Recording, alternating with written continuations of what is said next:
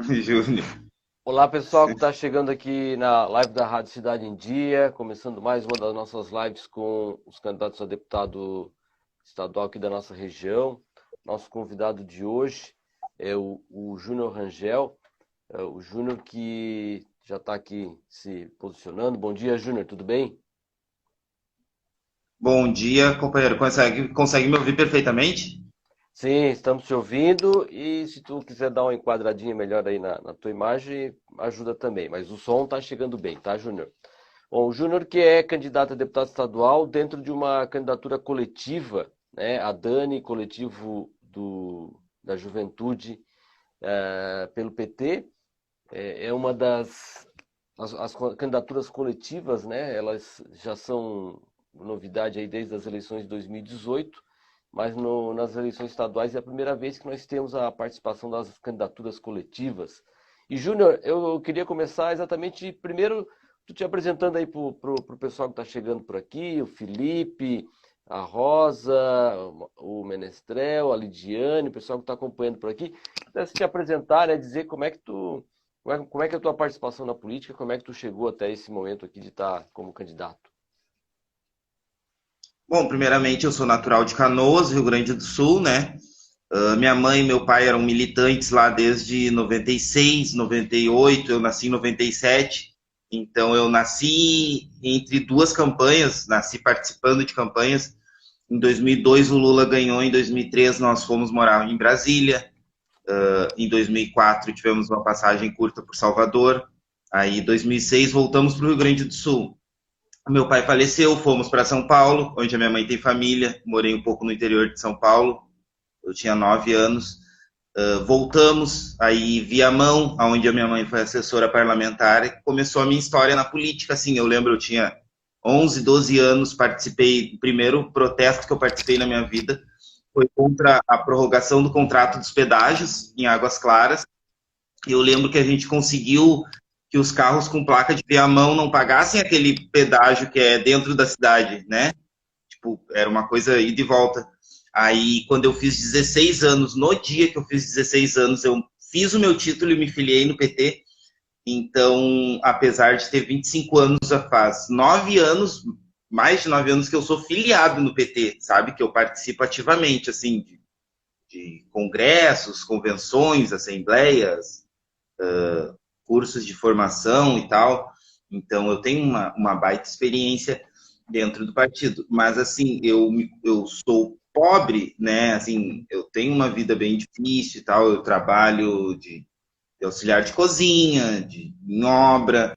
Então, eu, eu não conseguiria, jamais conseguiria me candidatar sozinho, né? Principalmente deputado estadual. A gente sabe que tem milhões de dificuldades, né, que envolvem, e o mandato coletivo nos proporciona isso, sabe? Cada um contribui um pouco e todos ganham, né? E da minha família, apesar de ser uma família de militantes lá em Canoas, em Viamão, enfim, em todos os lugares onde a minha família está presente, são uma família de militantes. Eu fui o primeiro que tive essa oportunidade, né? Que fui pré-candidato a vereador e hoje sou candidato a deputado estadual. Acho que eu E estou essa, apresentado. sim, é legal. E esse coletivo, ele já estava formado antes mesmo da eleição, ele foi formado para exatamente ter essa candidatura. Também como é que foi essa organização, né, para chegar nessa candidatura coletiva, Júnior? Bom, eu não posso falar assim sobre os outros partidos, porque o único partido do qual eu militei foi o PT. Mas quem conhece o PT e a organização que tem dentro do partido sabe que nós temos diversas tendências, né? E a nossa tendência já vem se organizando há mais de um ano e meio, assim, com essa ideia, com a pré-candidatura. Eu sou pré-candidato há mais de um ano que eu faço vídeo como pré-candidato e tal, e a gente apresentando as propostas para tentar ter um pouquinho de conseguir chegar, né? Conseguir competir com os caras que tem aí a mídia do lado, que tem mandato, por exemplo. Então já faz muito tempo que a gente está organizando, se organizando como coletivo, né? E espero que a gente passe a eleição, nós ganhando ou não, nós conseguimos ser agentes transformadores, né? Dentro das nossas regiões, né? Cada um é de uma cidade, o que é muito, muito top. Ontem eu estava conversando com um companheiro no ônibus. Cada um é de uma cidade, de uma região. A gente acaba contemplando todas as regiões e, ao mesmo tempo, a gente acaba não representando nenhuma, porque aqui mesmo na ANREC, eu tenho os outros dois companheiros que são estaduais, né? O Célio Elias e o Júlio Bittencourt. E muitos companheiros aqui não me consideram deputado estadual, candidato a deputado estadual, por fazer parte de um coletivo, sabe? Em Tubarão temos um companheiro que é dali e o Kevin do coletivo. Então os companheiros do PT acabam, esse aqui é o nosso candidato daqui, por exemplo, né? E não acabam não nos considerando candidatos, né? Assim, não sendo representantes da região, sabe? Então a gente acaba contemplando todos e não representando nenhum fato, assim, sabe? Acho que é isso. Os demais integrantes são de que regiões, assim, o Júnior? Eu tenho aqui... Nós começamos a ideia do coletivo, poderíamos ter até 23 jovens, né? Esse era o nosso plano. No máximo 23, chegamos a ter 17. Hoje somos 10. Criciúma, Imbituba, Tubarão, Garopaba, Florianópolis e o Vitor de Araquari, que é lá do oeste. E assim, eu gosto de ressaltar muito que o nosso coletivo é o coletivo da inclusão e da diversidade. Por quê? Porque a gente tem ali uns 5 companheiros que são LGBTs, né, que militam por essa área. A gente tem o companheiro Vitor, lá de Araquari, que é do oeste, ele é autista, e ele está no coletivo não só por ser autista, porque ele é muito inteligente e tal, ele faz YouTube, e eu aqui em Criciúma represento a juventude da periferia, sabe? Dentro do próprio PT, assim, se tu olhar todos os candidatos a estadual ou federal, não tem nenhum candidato com o meu perfil, por exemplo, ou autista como o Vitor, sabe? Ou tão defensor dos direitos dos animais, assim como o Alex, sabe? Então, é o coletivo da inclusão e da diversidade, né? Inclui o companheiro autista, eu, e consegue pegar muitos segmentos da sociedade, assim, e se representar ali, né? Além de juventude, né? Que a gente está, é a nossa grande aposta. Sim, que é o mote da candidatura, né? Para quem está nos acompanhando aqui, nós temos aqui em Santa Catarina acho que um mandato coletivo na Câmara de Vereadores de Florianópolis. Como eu disse, né, para estadual é novidade, caso sejam eleitos aí, tem algumas outras candidaturas coletivas. E para quem acompanhar e entender, para efeito de registro no TRE, um dos integrantes é que é registrado, né, lá no TRE, né, o Júnior, que é a Dani. E os demais vão fazer parte, e aí quem tem direito de usar tribuna, coisa do tipo, oficialmente aí vai ser a Dani, mas acho que é um tipo de organização que funciona e você está dizendo aí, né, cada um com um pouco contribuindo com a sua experiência e defendendo algumas das suas pautas. Acho que essa é o grande mote do mandato coletivo. E entre essas pautas e propostas, você citou algumas delas. Pode detalhar um pouquinho mais as suas, por exemplo, Júnior? As minhas, por exemplo, bom, como eu disse para o companheiro, eu represento dentro do coletivo a juventude da periferia, né, a juventude periférica e tal. Eu faço parte de uma torcida organizada lá no Rio Grande do Sul, fazia, né, tenho ainda conexão com eles e faço parte de uma torcida organizada aqui em Criciúma, do Criciúma. Então, assim, a gente tem algumas pautas que são da torcida que eu trago comigo, né? A gente tem alguns projetos, assim, para desenvolver a cultura local, né? Com os artistas regionais ali, eu digo grafite, skatistas, promover a cultura, né? Local, assim, nas periferias, com a juventude da periferia. Eu tinha notado aqui, mas a criação de um comitê estadual, ontem o Lula falou isso lá no Palanque em Florianópolis, que vai ser criado vai ser recriado o Ministério da Cultura e um centro cultural em cada capital, né? Ele quer. E E assim, eu vou achar aqui, porque me fugiu da mente o nome agora. Você É esteve ontem lá no num. evento do Lula, Angel? Ah, eu tive sim, eu não perdia por nada, né? Imagina, tava lá na frente. Eu tô procurando aqui minhas anotações. Bom, no mais, é um lugar que tenha um lugar ali de incentivo à cultura negra, ai, como é que se diz, um centro municipal em cada município e tal, que, cara, eu Que possa estudei ser aqui ontem, referência. Que é possa ser. um ponto de referência, assim, né, que seja ligado à cultura para estar trabalhando, assim, políticas públicas para a juventude negra, sabe? Assim, eu tenho muito medo como jovem negro da periferia, né? Assim, quando eu sou abordado pela polícia, por exemplo, sabe? Eu nunca sei o que esperar, sabe? Depois que eu coloco as mãos na cabeça, sabe? É uma coisa minha que eu sei que não é só minha, sabe? Que eu compartilho com meus irmãos da periferia, sabe? Às vezes a gente sai para ir trabalhar e não sabe que vai voltar, sabe? A mortalidade da juventude negra é gritantemente maior do que a taxa de mortalidade de uma pessoa como o senhor, por exemplo, né? Que é um homem branco e tal, sabe? E assim, mesmo em estados em que o PT governou durante muito tempo, como na Bahia, a taxa de mortalidade da juventude negra não parou, sabe? Não diminuiu.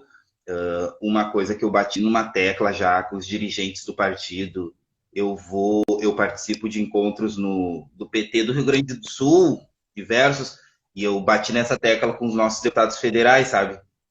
Da obrigatoriedade da câmera de segurança no equipamento da polícia, sabe? O que eles me falaram? Já tem essa lei, já existe, não sei o que, mas assim, da forma prática não foi colocado em prática ainda, sabe, companheiro? Que eu gostaria, assim, é que fosse uma coisa obrigatória. Tipo, bateu um ponto, ligou a câmera, sabe? Tipo, pra mim, eu ia me sentir muito mais seguro, o senhor Sim, entende? sim. Pro Sim, sim, bom, Rangel. pro bom policial, pro bom agente, isso também ia ser interessante, sabe? Na verdade, eu te diria que eu não faço a menor ideia, né, do que você está falando, porque realmente é assim uma disparidade e um absurdo, né, que a gente tenha que alguém tenha que se sentir dessa maneira por causa de cor de pele ou coisa do tipo. Então, eu realmente considero que quando a gente fala assim e quando você conta uma experiência dessa, a gente não tem a menor ideia, porque nunca passou por isso. E ter que passar por isso só por causa de cor de pele ou coisa desse tipo realmente é absurdo, né, Rangel? Então, realmente, você sente diferença em relação ao Rio Grande do Sul, aqui em Santa Catarina, nessa questão? Você fala, né, vem de um grande centro, a gente sabe Porto Alegre também tem lá os seus problemas relacionados à violência. E aqui para o sul do estado, você sente essa mesma situação, esse mesmo tipo de tratamento?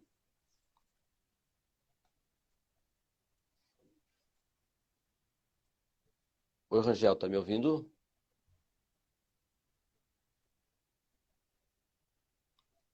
Estamos conversando aqui com o Rangel, o Júnior Rangel. Oi, Rangel, tá me ouvindo? Ah, companheiro, eu tenho que ser É. sincero, companheiro. Eu fui muito bem recebido aqui em Santa Catarina. O meu patrão que eu tive até hoje, assim, o decorrer do tempo, tô ouvindo perfeitamente. Tá, certo. Mas eu sinto, sim, eu sinto. Tô ouvindo perfeitamente. Em Certo, Porto Alegre tem mais periferia, né? Em Porto Alegre isso. tem mais periferia, assim. Então, quando tu tá no meio de uma periferia, o tratamento que tu tem das pessoas é diferente, sabe? Hoje eu moro aqui no centro de Criciúma, mas eu faço campanha no Mina 4, que é o Cristo Redentor, no Renascer, no Ana Maria, no Pinheirinho, na Baixadinha. Eu não faço campanha aqui no centro, porque não faz nenhum sentido. É como o companheiro falou, sabe? Tipo, eu não sei como é isso, sentir isso, tipo, uma indiferença dos outros só pela cor da tua pele. Mas o companheiro sabe que isso existe, é Sim, cultural. sim, E sim, eu sim. também Tipo, eu tento o máximo possível, assim, absorver, sabe? Absorver isso e tal. E assim, eu tenho falhado muito, eu nunca me aprofundei muito em projetos que fossem, assim, contemplassem a população negra e tal, sabe? Eu muito foquei em juventude e tal. O ano que eu comecei ali foi 2014, nós tivemos sempre lutas ali para ficar Dilma, depois entrou o Temer, reforma trabalhista, a gente foi contra, ia para a rua, planejava atos. Aí depois a tragédia, para nós foi uma tragédia esse governo Bolsonaro, sabe? Eu não vejo nenhum lado bom no governo Bolsonaro, não consigo, infelizmente. Então, assim, eu nunca foquei muito na negritude, em projetos que sejam ligados. Hoje, que é a primeira vez que eu concorro, a outra eu fui pré-candidato a vereador, que assim, que eu entendo a importância disso, sabe? Eu fui sábado num encontro em Criciúma, que eram candidaturas negras, tinha a companheira Cida, federal, que é de Laguna, o Lino, que já foi prefeito de Florianópolis, que é negro, e aí eles me convidaram, sabe? E assim, tu tá num ambiente só negros, assim, cara, não é racismo da nossa parte, mas se sente mais à vontade, assim, sabe? O senhor entra numa escola de secundarista, uma escola de ensino médio, o senhor já vê a evasão escolar, como é que já começa ali, sabe? No ensino médio mesmo, sabe? 3, 4 negros numa sala que tem 30, sabe? Isso é real, não é mimimi ou tal. Nós precisamos, sabe, incluir, sabe? A gente precisa descobrir aonde está o problema ali, tentar resolvê-lo, sabe? E assim, que eu tenho assim para mim, que eu quero que seja colocado em prática aqui em Santa Catarina, é essa questão das câmeras e os centros em cada região, né? Para promover a cultura no geral, né? E aí que tenha uma secretaria ali que seja, né, assim, especificamente para a juventude negra, né? Para mulheres negras e tal, políticas públicas com, né, voltadas para esse público, né? Eu acho que é importante eu lutar por isso, já que eu sou jovem negro.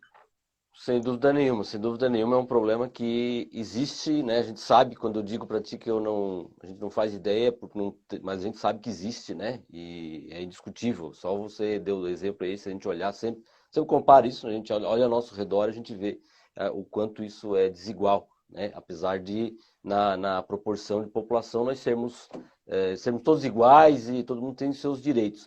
Rangel, para a gente fechar, uma última questão que é ligada à questão de educação, né? Saiu, inclusive, resultado aí do IDEB no fim de semana, na sexta-feira, e saiu com aquele impacto de pandemia que se imaginava, né? Alguns estados melhores que o outro, mas quase todo mundo regrediu na questão de desempenho impactado por pandemia, né? E aquela desigualdade entre ensino privado e ensino público, que já se existia, a pandemia abriu um abismo aí muito grande.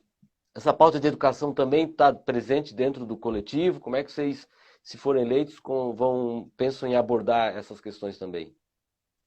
Meu Deus do céu, a pauta da educação é uma das principais nossas, os companheiros ali. Bom, eu nem gosto de, mas assim, de longe eu sou o com menos estudo de todos eles ali. Eu tô estudando pedagogia.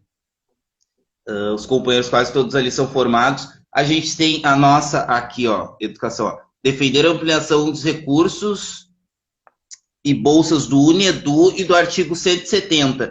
E eles querem, a gente tem esse projeto também de tipo criar um ProUni estadual, sabe? Um programa de financiamento estudantil estadual. Eu não quero estar falando muito do governo Bolsonaro, mas foi a maior tragédia da história da nossa educação. Eu lembro que o ano antes da pandemia, foi 2018, primeiro ano que ele assumiu, o ano antes da pandemia, eu estava em São Paulo e a gente foi protesto por causa do contingenciamento de 800 milhões de reais nas universidades públicas, sabe? Tipo assim, nós somos a esquerda, nós não somos a esquerda do tempo de Karl Marx, sabe, de 1980, de pegar arma e ir para a rua e revolução. Não, nós acreditamos, nós, e quando eu digo nós, eu posso falar em nome da grande maioria dos companheiros dos partidos trabalhadores, que só é possível uma transformação na nossa sociedade se for através da educação, sabe? Eu fui o primeiro da minha casa que terminou o ensino médio, por exemplo, sabe? E eu vou conseguindo. E se não for através da educação, não tem outra forma, sabe? Da pessoa se qualificar. Ali, é que daí aí é um problema municipal aqui meu, da região, mas que tenho que estar colocando esses pontos. Ali no bairro Cristo Redentor, por exemplo, que as pessoas são... que é o bairro onde as pessoas mais precisam da educação, né? Da educação pública ali, da educação básica. Eu tive uma colega que ela era analfabeta, e o senhor não tem noção do que é, assim, não sei se o senhor já teve essa experiência de conversar com, assim, com uma pessoa analfabeta que não sabe ler, sabe? Tipo, tu se sente muito mal por isso. E ela falou para mim, Júnior, eu queria estudar de noite, só que ali não tem ônibus no meu bairro que passe ali de noite para mim ir para a escola e voltar. Você imagina o tamanho do absurdo, assim, em plenos, né, 2022, a pessoa querer estudar, ser de uma região pobre da cidade, humilde, e não ter ônibus tipo, para ela ir estudar, sabe? Então eu acho que isso é horrível. Então nós temos muitos projetos sim para a educação vai ser uma prioridade para nós. Correto, correto. Realmente é um dos absurdos que a gente tem atualmente por aí, né? Ô Júnior, quero te agradecer aqui pela participação, né? Por ter aceito o convite aqui para ser mais um dos convidados aqui das nossas lives que nós estamos realizando. Dizer para o pessoal que participou aqui, Cirineu, Neno, a Deb, pessoal que foi entrando, quem não acompanhou desde o começo, a live vai ficar disponível aqui no nosso perfil do Instagram e daqui a pouquinho também vai para o nosso canal do YouTube, onde ficam lá todas as lives com os candidatos que nós estamos conversando. Sucesso na tua caminhada, viu, Júnior? Grande abraço e até a próxima oportunidade. Muito obrigado, eu que agradeço o espaço que o companheiro me concedeu também. Desculpa o meu atraso, o celular está meio travando, estou em mais de 200 grupos. Apresentar aqui o meu quarto e ali a minha bandeira do PT. Pegou só um pedacinho. Essa bandeira eu e minha mãe que fizemos mesmo. Fica. O pessoal entra no quarto e já vê, é PT. Muito obrigado, companheiro. Então, acompanha o nosso coletivo, depois da nossa votação ali, nós estamos trabalhando mesmo para ter uma baita votação, sabe? É o nosso sonho, assim. Legal, falou. É isso, obrigado. Um abraço, Júnior. Grande abraço, tchau. Um abraço.